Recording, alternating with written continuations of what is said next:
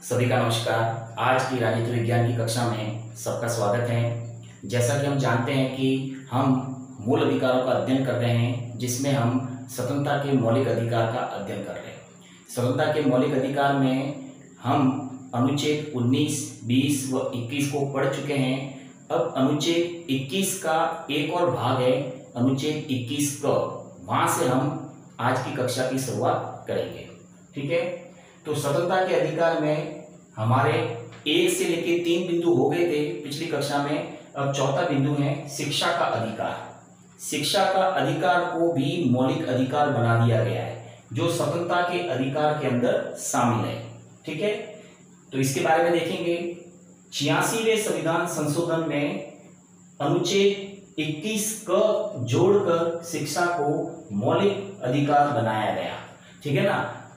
तो यहाँ पे ये बताया गया है कि जब 86वां संविधान संशोधन हुआ था हमारे देश में, तब अनुच्छेद 21 के अंदर एक बिंदु जोड़ा गया, अनुच्छेद 21 क।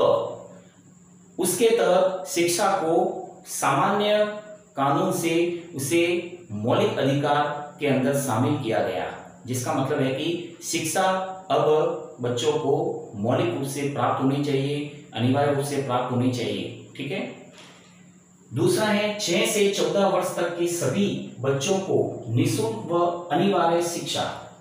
निःशुल्क और अनिवार्य शिक्षा ये कहता है कि जो बच्चे 6 से 14 वर्ष तक के, जिनकी उम्र 6 से 14 वर्ष तक के बच्चे हैं, उनको सरकार के द्वारा निःशुल्क व अनिवार्य शिक्षा प्रदान की जाएगी। ठीक है ना। और ये शिक्षा का मौलिक अधिकार है और सभी बच्चों को ये शिक्षा प्राप्त करने का अधिकार है। ठीक है ना। इसके बाद हम देखेंगे बंदीकरण से संरक्षण, अनुच्छेद 22। ठीक है, हमारा अनुच्छेद 21 और 21 का पूरा हो गया।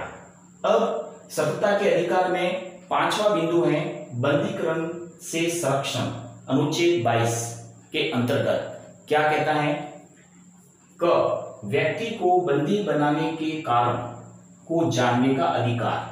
यानी जो व्यक्ति है, नागरिक है, उसे ये जानने का अधिकार है कि अगर उसे बंदी बनाया जा रहा है तो क्यों बनाया जा रहा है, क्योंकि व्यक्ति को स्वतंत्र जीवन की स्वतंत्रता है।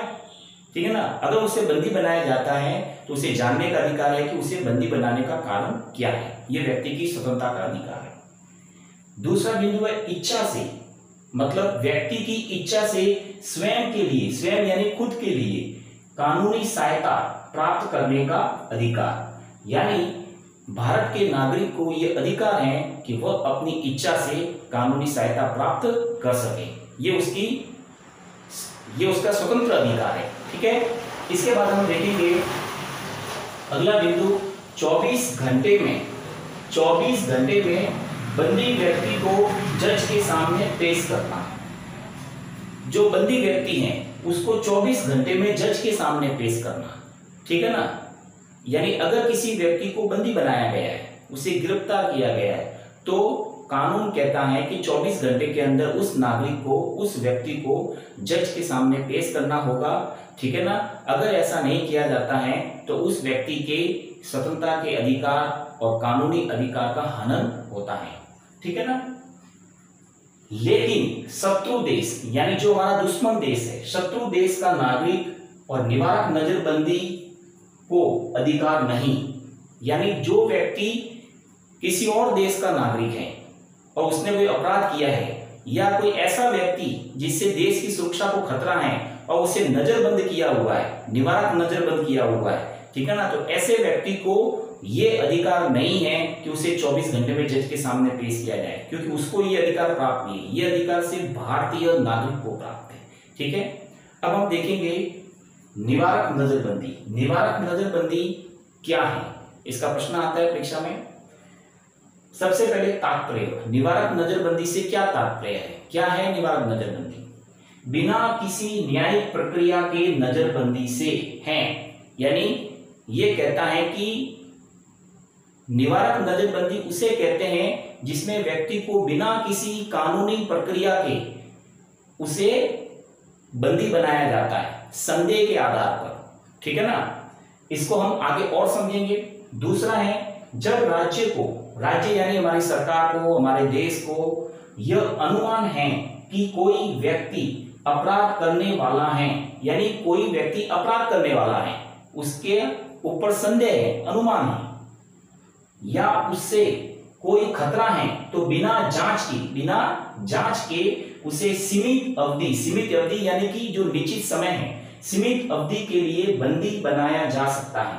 यानी हमारे राज्य को, हमारी सरकार को यह अनुमान है या संदेह है कि कोई व्यक्ति है जो अपराध करने वाला है, या उससे देश की सुरक्षा को या किसी विशेष व्यक्ति को खतरा है, तो ऐसे व्यक्ति को जिसके ऊपर संदेह है उसको नजरबंद किया जा सकता है।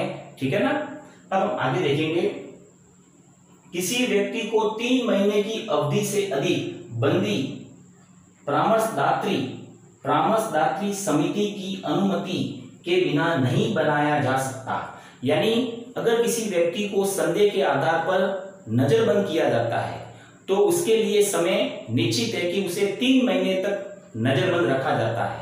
लेकिन अगर उसके ऊपर संदेह ज्यादा है और उसे लंबे समय तक नजरबंद रखना है तो परामर्शदात्री समिति होती है, और परामर्शदात्री समिति की जांच के बाद, उसकी अनुमति के बाद में उस व्यक्ति को 3 महीने से ज्यादा बंदी बनाया जा सकता है, अन्यथा नहीं। और परामर्शदात्री समिति के अंदर अध्यक्ष उच्च न्यायालय का न्यायाधीश होता है। ठीक है ना। अब हम निवारक नजरबंदी को समझने के बाद में निवारक नजरबंदी के अंदर कुछ बिंदु हैं, उसको देखेंगे। राष्ट्रीय सुरक्षा अधिनियम, ये भी इसमें ही आता है, और गैर कानूनी गतिविधियां निवारण अध्यादेश, ये भी निवारक नजरबंदी के ही भाग है। तो सबसे पहले देखेंगे राष्ट्रीय सुरक्षा अधिनियम। ये कानून है, राष्ट्रीय सुरक्षा अधिनियम कानून। ये कब बना था? दिसंबर 1980। ये पहला पॉइंट है, दिसंबर 1980 का कानून है। ठीक है ना। तो दिसंबर 1980 में राष्ट्रीय सुरक्षा अधिनियम कानून बना राष्ट्र की सुरक्षा के लिए। इसका उद्देश्य क्या था? जातीय दंगों व देश विरोधी गतिविधियों को रोकना। यानी इस कानून का उद्देश्य था कि देश में जो जाति के आधार पर दंगे होते हैं, ठीक है ना, और देश विरोधी जो गतिविधियां होती है, देश के विरुद्ध जो लोग कार्य करते हैं, ऐसे देश विरोधी गतिविधियों को रोकने के लिए राष्ट्रीय सुरक्षा अधिनियम को बनाया गया। दूसरा है आर्थिक क्षेत्र, विदेशी मुद्रा संरक्षण व तस्करी निरोधक अधिनियम 1974। 1974 में यह कानून बना था, विदेशी मुद्रा संरक्षण व तस्करी निरोधक अधिनियम। जो तस्करी होती है, ठीक है ना, जो गैर कानूनी कार्य होते हैं, जिसमें विभिन्न प्रकार की गैर कानूनी वस्तुओं की तस्करी की जाती है, चरस, गांजा, अफीम या मानव तस्करी की जाती है, ठीक है ना, तो उसको लेकर, या विदेशी मुद्रा संरक्षण, ठीक है ना, उसको लेकर ये कानून बना था 1974 में। ठीक है ना। यानी आर्थिक क्षेत्र को सुरक्षित रखने के लिए और देश की आर्थिक व्यवस्था को सुरक्षित रखने के लिए यह कानून बनाया गया था 1974 में। तो इस प्रकार हमने देखा कि राष्ट्रीय सुरक्षा अधिनियम कानून जो है वो देश की सुरक्षा के लिए बनाया गया। दूसरा जो है गैर कानूनी गतिविधियां निवारण अध्यादेश, यानी जो हमारे देश में गैर कानूनी गतिविधियां होती हैं उसको रोकने के लिए कानून बनाया गया, जिसको हम कहते हैं गैर कानूनी गतिविधियां निवारण अध्यादेश। ये कब लागू हुआ था? सितंबर 2004 में। सितंबर 2004 में यह कानून बना। इसका उद्देश्य क्या था? राष्ट्रीय व अंतर्राष्ट्रीय आतंकवादी घटनाओं से निपटना। राष्ट्रीय और अंतर्राष्ट्रीय, यानी राष्ट्र के अंदर या अंतर्राष्ट्रीय स्तर पर जो आतंकवादी घटनाएं होती है, ठीक है ना, उन घटनाओं से निपटने के लिए यह कानून बनाया गया, गैर कानूनी गतिविधियां निवारण अध्यादेश, सितंबर 2004। ठीक है, धन्यवाद।